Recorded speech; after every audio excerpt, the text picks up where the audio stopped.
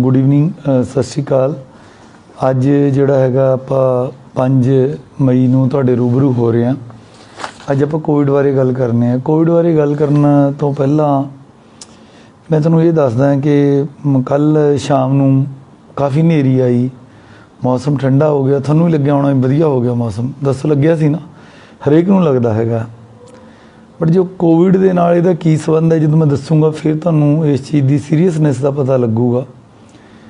ਕੱਲ੍ਹ ਜਿਸ ਵੇਲੇ ਸ਼ਾਮ ਨੂੰ ਇਹ ਹਨੇਰੀ ਆਈ ਹੈ, ਹਿਮਾਚਲ 'ਚ ਬੱਦੀ ਤੋਂ ਸਾਡੀ ਆਕਸੀਜਨ ਆਉਂਦੀ ਹੈ 5 ਵੱਡੇ ਹਸਪਤਾਲਾਂ ਦੀ। ਹੋਇਆ ਇਹ ਕਿ ਜਿਹੜੀ ਸ਼ਾਮ ਨੂੰ ਆਕਸੀਜਨ ਆਉਣੀ ਸੀ, ਉੱਥੇ ਹਨੇਰੀ ਆ ਕੇ ਬਿਜਲੀ ਦੀ ਸਪਲਾਈ ਬੰਦ ਹੋਈ, ਪਲਾਂਟ ਬੱਦੀ ਦਾ ਬੰਦ ਹੋਇਆ। ਜਦੋਂ ਇੱਕ ਵਾਰੀ ਆਕਸੀਜਨ ਦਾ ਪਲਾਂਟ ਹਾਈ ਪ੍ਰੈਸ਼ਰ 'ਤੇ ਬੰਦ ਹੁੰਦਾ ਤਾਂ ਉਹ 5 ਘੰਟੇ ਫਿਰ ਬੰਦ, 5 ਘੰਟੇ ਲੱਗ ਜਾਂਦੇ ਉਹਨੂੰ ਚੱਲਣ ਲਈ। ਸ਼ਾਮ ਨੂੰ 2 ਹਸਪਤਾਲਾਂ ਦੀ ਜਿਹੜੀ ਆਕਸੀਜਨ ਆਈ ਨਹੀਂ।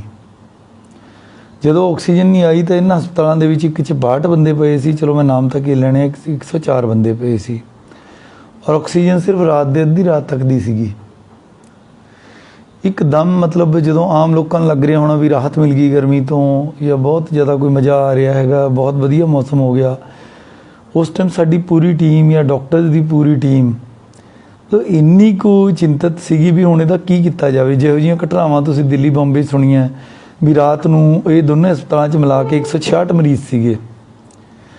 ਇਮੀਡੀਏਟਲੀ ਅਸੀਂ ਇੱਕ ਹੋਰ ਵੱਡੇ ਹਸਪਤਾਲ ਦਾ ਜਿਹੜਾ ਟੈਂਕਰ ਆਇਆ ਖੜਿਆ ਸੀ, ਉਸ 'ਚੋਂ 1 ਟਨ ਦੀ ਕਟੌਤੀ ਕਰਕੇ ਇੱਕ ਹਸਪਤਾਲ ਦੇ ਵਿੱਚ ਭੇਜਿਆ ਔਰ ਇੱਕ ਹਸਪਤਾਲ ਦੇ ਵਿੱਚ ਅਸੀਂ ਲੋਕਲ 250 ਸਿਲੰਡਰ ਭਰਾ ਕੇ ਭੇਜੇ। ਤਾਂ ਅਸੀਂ ਰਾਤ ਰੱਬ ਕਰਕੇ ਕੱਟੀ। ਸਵੇਰੇ 12 ਵਜੇ ਦੇ ਕਰੀਬ ਅੱਜ ਜਿਹੜੀ ਤੜਕੇ ਸੁਬਾਹ ਆਕਸੀਜਨ ਬਣੀ ਹੈ ਬੱਦੀ 'ਚ, ਉਹ ਆਈ ਹੈ। ਤੁਸੀਂ ਸੋਚਦੇ ਹੋਵੋਗੇ ਵੀ ਇਹ ਲੰਬੀ ਸਟੋਰੀ ਮੈਂ ਤੁਹਾਨੂੰ ਕਿਉਂ ਦੱਸੀ ਹੈ। ਮੇਰਾ ਸਿਰਫ ਦੱਸਣ ਦਾ ਇਹ ਤੁਹਾਨੂੰ ਮਕਸਦ ਹੈਗਾ ਹੈ ਕਿ ਸਾਡੀ ਆਕਸੀਜਨ ਦੀ ਸਥਿਤੀ ਇਹ ਹੈ। ਸਾਡੀ ਕੀ ਸਾਰੇ ਸਟੇਟਾਂ ਦੀ ਆਕਸੀਜਨ ਬਣਦੀ 2-3 ਸਟੇਟਾਂ 'ਚ ਹੀ ਹੈ ਨਾਰਥ ਇੰਡੀਆ ਦੇ ਵਿੱਚ। ਉੱਤਰਾਖੰਡ 'ਚ ਬਣਦੀ ਹੈ, ਹਿਮਾਚਲ 'ਚ ਬਣਦੀ ਹੈ, ਯੂਪੀ 'ਚ ਕਿਤੇ ਬਣਦੀ ਹੈ, ਥੋੜ੍ਹੀ ਜਿਹੀ ਪਾਣੀਪਤ ਵੀ ਬਣਦੀ ਹੈ। ਜਦੋਂ ਬਾਕੀ ਆਪਾਂ ਇੱਕ ਕਿਸਾਨ ਦੇ ਲਈ ਡਿਪੈਂਡੈਂਟ ਹੈ ਬਾਹਰੋਂ ਆਕਸੀਜਨ 'ਤੇ। ਕੀ ਇਹੋ ਜਿਹੀ ਸਥਿਤੀ ਦੇ ਵਿੱਚ ਕੋਈ ਵੀ ਬੰਦਾ ਇਸ ਗੱਲ ਦਾ ਰਿਸਕ ਲਊਗਾ ਵੀ ਮੈਂ ਹਸਪਤਾਲ 'ਚ ਜਾ ਕੇ ਦਾਖਲ ਹੋਵਾਂ? ਜਾਂ ਜਿਹੜੇ ਦਾਖਲ ਸੀਗੇ ਉਹਨਾਂ ਦੀ ਮੈਂ ਤੁਹਾਨੂੰ ਦੱਸਤੀ। ਮਤਲਬ ਅਸੀਂ ਦਿਨ ਰਾਤ ਕੰਮ ਕਰਕੇ ਜਾਂ ਡਾਕਟਰਸ ਦੀ ਟੀਮ ਨੇ ਕੰਮ ਕਰਕੇ ਆਕਸੀਜਨ ਦੇ ਵਿਚਾਰਿਆਂ ਜਿਨ੍ਹਾਂ ਨੇ ਸਿਲੰਡਰ ਭਰੇ, ਜਿਨ੍ਹਾਂ 'ਚ ਵਰਤਮਾਨ ਸਟੀਲਸ ਵੀ ਹੈਗਾ, ਅੱਜ ਅਸੀਂ ਸਨਮਾਨ ਕਰਕੇ ਆਏ ਹਾਂ, ਵੈਲਟੈਕ ਵਾਲੇ ਵੀ ਨੇ, ਹੋਰ ਕਈ ਨੇ, ਕ੍ਰਿਸ਼ਨਾ ਏਜੰਸੀਜ਼ ਹੈ, ਕਈ ਨੇ, ਹਰਪ੍ਰੀਤ ਕਰਾਈਜੈਨਿਕਸ ਹੈ, ਕਿੰਨੇ ਹੀ ਨੇ, ਦਿਨ ਰਾਤ ਚਲੋ ਕੰਮ ਕਰ ਰਹੇ ਆ। ਸੋ ਮੇਰਾ ਇਹ ਸਾਰੀ ਸਟੋਰੀ ਤੁਹਾਨੂੰ ਦੱਸਣ ਦਾ ਇਹ ਭਾਵ ਸੀਗਾ ਕਿ ਸਥਿਤੀ ਸੀਰੀਅਸ ਹੈਗੀ ਹੈ। ਜਿਵੇਂ ਗੱਡੀ ਆਪਣੀ ਕੋਈ ਡਿਜ਼ਾਈਨਡ ਹੁੰਦੀ ਹੈ, ਉਸ 'ਤੇ ਜਦੋਂ ਉਹਦਾ ਸਪੀਡੋਮੀਟਰ ਹੈ ਉਹ 200 ਕਿਲੋਮੀਟਰ ਤੱਕ ਲਿਖਿਆ ਹੁੰਦਾ ਜਾਂ 220 ਕਿਲੋਮੀਟਰ ਤੱਕ ਵੀ ਕਈ ਵਧੀਆ ਗੱਡੀਆਂ ਦਾ, ਲੁਧਿਆਣੇ ਦੇ ਲੋਕਾਂ ਕੋਲ ਬਹੁਤ ਵਧੀਆ ਗੱਡੀਆਂ ਨੇ, ਪਰ ਉਹ 220 ਤੇ ਥੋੜ੍ਹੀ ਹਮੇਸ਼ਾ ਚੱਲ ਸਕਦੀ ਹੈ ਗੱਡੀ। ਕੋਈ ਵੀ ਜ਼ਿੰਦਗੀ ਦੀ ਗੱਡੀ ਹੈ ਜਿਹੜੀ ਇਹ ਮੈਕਸਿਮਮ ਸਪੀਡ 'ਤੇ ਪੂਰਾ ਲੰਬਾ ਸਮਾਂ ਨਹੀਂ ਚੱਲ ਸਕਦੀ। 1-2 ਸੈਕਿੰਡ ਲਈ ਚੱਲ ਗਈ, ਕੋਈ ਤੁਹਾਡੀ ਜ਼ਿੰਦਗੀ ਨੂੰ ਪ੍ਰੋਬਲਮ ਆ ਗਈ। ਆਕਸੀਜਨ ਵਾਲੀ ਅਤੇ ਬੈੱਡਾਂ ਵਾਲੀ ਆਪਣੀ ਜਿਹੜੀ ਗੱਡੀ ਹੈ ਉਹ ਬਿਲਕੁਲ ਹੁਣ 200 ਵਾਲੀ ਸਪੀਡ 'ਤੇ ਵਾਲੀ ਗੱਲ ਹੈ। ਇਸ ਤੋਂ ਉੱਪਰ ਜੇ ਆਪਾਂ ਇਹਨੂੰ ਪੁਸ਼ ਕਰਾਂਗੇ, ਜਿਵੇਂ ਮੈਂ ਰਾਤ ਵਾਲੀ ਸਥਿਤੀ ਤੁਹਾਨੂੰ ਦੱਸੀ ਹੈ, ਜੇ ਅੱਜ ਖੁਦਾ ਨਾ ਖਾਸਤਾ ਉਹ ਬਿਜਲੀ ਬੱਦੀ ਅੱਜ ਸਵੇਰੇ ਵੀ ਨਾ ਚੱਲਦੀ ਔਰ ਦੁਪਹਿਰੇ ਵੀ ਨਾ ਆਉਂਦੀ, ਫਿਰ ਆਪਣਾ ਕੀ ਬਣਦਾ? ਅੱਜ ਦੀ ਡੇਟ 'ਚ ਆਪਣੇ ਕੋਲੇ ਲੈਵਲ 2 ਦੇ 1387 ਪੇਸ਼ੈਂਟ ਨੇ, 526 ਲੈਵਲ 3 ਦੇ ਹੋ ਗਏ। ਕੁੱਲ ਮਿਲਾ ਕੇ 1913 ਪੇਸ਼ੈਂਟ ਆਪਣੇ ਕੋਲ ਦਾਖਲ ਨੇ। ਪਿਛਲੀ ਲਹਿਰ ਦੇ ਵਿੱਚ ਇਹ 1100 ਸੀਗੇ ਔਰ ਇਹ ਹਰ ਰੋਜ਼ ਇਹ ਸੰਖਿਆ ਵਧੀ ਜਾ ਰਹੀ ਹੈ। ਸੋ ਮੇਰਾ ਦੇਖੋ, ਜਿਵੇਂ ਕੋਈ ਸ਼ਿਪ ਦਾ ਕੈਪਟਨ ਬਣਿਆ ਹੁੰਦਾ ਹੈਗਾ, ਨਾਲ ਦੀ ਨਾਲ ਤੁਸੀਂ ਦੇਖਿਆ ਹੋਣਾ, ਤੁਸੀਂ ਜਹਾਜ਼ਾਂ 'ਚ ਬਹੁਤ ਬੰਦੇ ਤੁਹਾਡੇ 'ਚ ਸਫ਼ਰ ਕੀਤੇ ਹੋਣੇ ਆ, ਕਈਆਂ ਨੇ ਫਿਲਮਾਂ 'ਚ ਦੇਖਿਆ ਹੋਣਾ, ਜਿਹੜਾ ਪਾਇਲਟ ਹੈ ਉਹ ਮਿੰਟੋ ਮਿੰਟੀ 5-7 ਮਿੰਟਾਂ ਬਾਅਦ ਕੋਈ ਨਾ ਕੋਈ ਅਨਾਊਂਸਮੈਂਟ ਚੱਲਦੀ ਰਹਿੰਦੀ ਹੈ ਵੀ ਹੁਣ ਟਰਬੂਲੈਂਸ ਚੱਲ ਰਹੀ ਹੈ, ਆਪਣੀਆਂ ਪੇਟੀਆਂ ਬੰਨ੍ਹ ਲਓ। ਸਾਰੇ ਬੰਦੇ ਪੇਟੀਆਂ ਬੰਨ੍ਹ ਕੇ ਬਹਿ ਜਾਂਦੇ ਆ ਵੀ ਆ ਹੁਣ ਜਹਾਜ਼ ਨੂੰ ਖਤਰਾ ਹੋ ਸਕਦਾ, ਹੁਣ ਐਂ ਕਰ ਲਓ, ਹੁਣ ਆਕਸੀਜਨ ਲਾ ਲਓ, ਫਲਾਣਾ ਕਰ ਲਓ, ਢਿੰਗੜਾ ਕਰ ਲਓ। ਸਾਰੀ ਗੱਲ ਆਉਂਦੀ ਹੈ ਕਿ ਨਹੀਂ ਆਉਂਦੀ? ਤੋ ਸਾਰੇ ਕੋਈ ਇੱਕ ਕੈਪਟਨ ਦੇ ਤੌਰ 'ਤੇ ਜਾਂ ਇੱਕ ਜਿਹੜਾ ਕਿ ਉਹਨੂੰ ਜਹਾਜ਼ ਨੂੰ ਚਲਾਉਂਦਾ ਹੁੰਦਾ, ਸ਼ਿਪ ਨੂੰ ਚਲਾਉਂਦਾ ਹੁੰਦਾ, ਉਹਦੇ ਤੌਰ 'ਤੇ ਜੋ ਇਨਫੋਰਮੇਸ਼ਨ ਹੈ ਸਵਾਰੀਆਂ ਨਾਲ ਸਾਰੀ ਸਾਂਝੀ ਕਰਨੀ ਜ਼ਰੂਰੀ ਹੈ। ਪਰ ਸਵਾਰੀਆਂ ਲਈ ਵੀ ਜ਼ਰੂਰੀ ਹੈ ਕਿ ਉਸ ਦੀ ਸੀਰੀਅਸਨੈਸ ਨੂੰ ਸਮਝ ਕੇ ਆਪਾਂ ਉਹਨਾਂ ਨੂੰ ਫੋਲੋ ਕਰੀਏ। ਜਿਹੜੀ ਇਹ ਡੇ ਟੂ ਡੇ ਪ੍ਰੋਬਲਮਸ ਆਉਂਦੀਆਂ ਨੇ, ਇਹ ਮੇਰਾ ਸਾਰਾ ਤੁਹਾਨੂੰ ਦੱਸਣ ਦਾ ਇਹ ਹੈ ਕਿ ਇਹ ਜਿਹੜੇ ਬੈੱਡਸ ਨੇ, ਆਕਸੀਜਨ ਨੇ, ਇਹ ਸਾਰੀਆਂ ਬਣੀਆਂ ਨੇ, ਬਟ ਇਹ ਕੋਈ ਬਹੁਤੀ ਵਧੀਆ ਸਥਿਤੀ ਤਾਂ ਨਹੀਂ ਹੈ ਵੀ ਆਪਾਂ ਉਹਨਾਂ ਬੈੱਡਾਂ 'ਤੇ ਜਾ ਕੇ ਪਈਏ ਉਸ ਆਕਸੀਜਨ ਨੂੰ ਲਾਉਣਾ ਵੀ ਮੂੰਹ 'ਤੇ ਕੋਈ ਬਹੁਤ ਜ਼ਿਆਦਾ। It is not very comfortable position. ਉਹਨਾਂ ਪਰਿਵਾਰਾਂ ਨੂੰ ਜਾਂ ਜਿਹੜੇ ਮਰੀਜ਼ ਠੀਕ ਹੋ ਕੇ ਆਏ ਹੈ, ਕਿਸੇ ਵੇਲੇ ਤੁਸੀਂ ਗੱਲ ਕਰੋ, ਤੁਹਾਡੇ ਵੀ ਬਹੁਤ ਸਾਰੇ ਰਿਸ਼ਤੇਦਾਰ ਠੀਕ ਹੋਏ ਹੋਣਗੇ, ਉਹਨਾਂ ਨੂੰ ਪੁੱਛੋ, ਇਟਸ ਵੈਰੀ ਬੈਡ ਸਟੇਟ। ਸਾਡੇ ਵਰਗੇ ਜਿਹੜੇ ਕੰਮ ਕਰ ਰਹੇ ਹੈ, ਫਰੰਟ ਲਾਈਨ ਵਰਕਰ ਕੰਮ ਕਰ ਰਹੇ ਹੈ, ਰੇਹੜੀ ਫੜੀ ਵਾਲੇ ਕਰ ਰਹੇ ਹੈ, ਗਰੀਬ ਆਦਮੀ ਕੋਈ ਆਟੋ ਚਲਾਉਂਦਾ, ਕੋਈ ਰਿਕਸ਼ਾ ਚਲਾਉਂਦਾ, ਕੋਈ ਮਜ਼ਦੂਰੀ ਕਰਦਾ, ਉਹਨਾਂ ਦੀ ਤਾਂ ਚਲੋ ਮਜਬੂਰੀ ਹੈ। ਸੋ ਇਸ ਕਰਕੇ ਜਿਹੜੇ ਬੰਦੇ ਇਸ ਤੋਂ ਬਚ ਸਕਦੇ ਇਸ ਕਹਿਰ ਤੋਂ, ਉਹ ਕਿਰਪਾ ਕਰਕੇ, ਹੁਣ ਮੈਂ ਦੇਖ ਰਿਹਾ ਅੱਜ ਮੈਂ ਹੁਣੇ ਬਾਜ਼ਾਰ 'ਚ ਮੈਂ ਤੇ ਸੀਪੀ ਸਾਹਿਬ ਗੇੜਾ ਕੱਢਣ ਗਏ ਸੀ ਔਰ ਮੈਂ ਦੇਖਿਆ ਵੀ ਦੁਕਾਨਾਂ ਬੰਦ ਨੇ, ਜਸਟ ਇੱਕ ਤਫਰੀਹ ਲਈ ਲੋਕ ਬੈਠੇ ਆ। ਜੇ ਆਪਾਂ ਦੁਕਾਨਾਂ ਦੇ ਬਾਹਰ ਬੈਠੇ ਹੀ ਰਹਿਣਾ ਵੀ 9 ਤੋਂ 6 ਕਿਸੇ ਨੇ ਰੋਕਣਾ ਨਹੀਂ, ਵੀ 6 ਵਜੇ ਹੀ ਸਾਇਰਨ ਵੱਜਣਾ, ਫਿਰ ਤਾਂ ਮਿੱਤਰੋ ਤੁਹਾਡੀ ਮਰਜ਼ੀ ਹੈਗੀ ਹੈ। ਬਟ ਆਪਾਂ ਫਿਰ ਬਿਮਾਰੀ ਦਾ ਆਪਾਂ ਉਨੀ ਲੈ ਕੇ ਆਉਣ ਦਾ ਆਪਣਾ ਹਰਜ਼ਾ ਹੈਗਾ। ਅੱਜ ਦੇ ਜਿਹੜੇ ਸਵਾਲ ਵੀ ਨੇ ਉਹ ਜ਼ਿਆਦਾਤਰ ਇਸੇ ਗੱਲ 'ਤੇ ਕੌਨਸਨਟ੍ਰੇਟਡ ਨੇ ਕਿ ਵੀ ਕਰਫਿਊ ਇੱਦਾਂ ਨਹੀਂ ਇੱਦਾਂ ਹੋਣਾ ਚਾਹੀਦਾ ਸੀ, ਉਹ ਦੁਕਾਨ ਖੁੱਲ੍ਹਣੀ ਚਾਹੀਦੀ ਸੀ, ਉਹ ਨਹੀਂ ਖੁੱਲ੍ਹਣੀ ਚਾਹੀਦੀ ਸੀ। ਪਹਿਲੀ ਗੱਲ ਤਾਂ ਮੈਂ ਐਟ ਦਾ ਵੈਰੀ ਆਊਟਸੈਟ ਮੰਨ ਲਾ ਕਿ ਕਰਫਿਊ ਇੱਕ ਆਈਡੀਅਲ ਸਿਚੁਏਸ਼ਨ ਨਹੀਂ ਹੈ, ਨਾ ਹੀ ਲੋਕਡਾਊਨ ਹੈ। This is not N ideal situation. ਇਹ ਤਾਂ ਇੱਕ ਮਨ 'ਤੇ ਪੱਥਰ ਰੱਖ ਕੇ ਕਰਨ ਵਾਲੀ ਗੱਲ ਹੈ ਵੀ ਜਦੋਂ ਕੋਈ ਹੋਰ ਰਸਤਾ ਦਿਖਦਾ ਹੀ ਨਹੀਂ ਵੀ ਚਲੋ ਕਰ ਲਓ। ਫਿਰ ਸਰਕਾਰ ਜਦੋਂ ਕਹਿੰਦੀ ਹੈ ਵੀ ਇਸੈਂਸ਼ੀਅਲ ਖੋਲ੍ਹ ਲਓ, ਨੋਨ ਇਸੈਂਸ਼ੀਅਲ ਰਹਿਣ ਦਿਓ, ਉਹਦਾ ਮਤਲਬ ਇਹ ਹੈ ਕਿ ਵੀ ਜਿਹੜੀ ਚੀਜ਼ ਬਗੈਰ ਸਰਦਾ ਹੀ ਨਹੀਂ। ਹੁਣ ਜੇ ਦੁੱਧ ਪੀਣਾ ਬੰਦੇ ਨੇ ਰੋਜ਼ ਹੀ ਪੀਣਾ, ਸਬਜ਼ੀ ਖਾਣੀ ਹੈ, ਗਰੋਸਰੀ ਉਹਨੂੰ ਪਰਚੂਨੀ ਚਾਹੀਦੀ ਹੈ ਤਾਂ ਚਾਹੀਦੀ ਹੈ। ਸੋ ਕੋਈ ਲੋਕ ਪੁੱਛਦੇ ਵੀ ਕਿਹਨੂੰ ਤੁਸੀਂ ਇਸੈਂਸ਼ੀਅਲ ਸਮਝਦੇ ਹੋ, ਕੱਪੜਿਆਂ ਨੂੰ ਤੁਸੀਂ ਇਸੈਂਸ਼ੀਅਲ ਸਮਝਦੇ ਹੋ ਕਿ ਨਹੀਂ ਸਮਝਦੇ ਹੋ।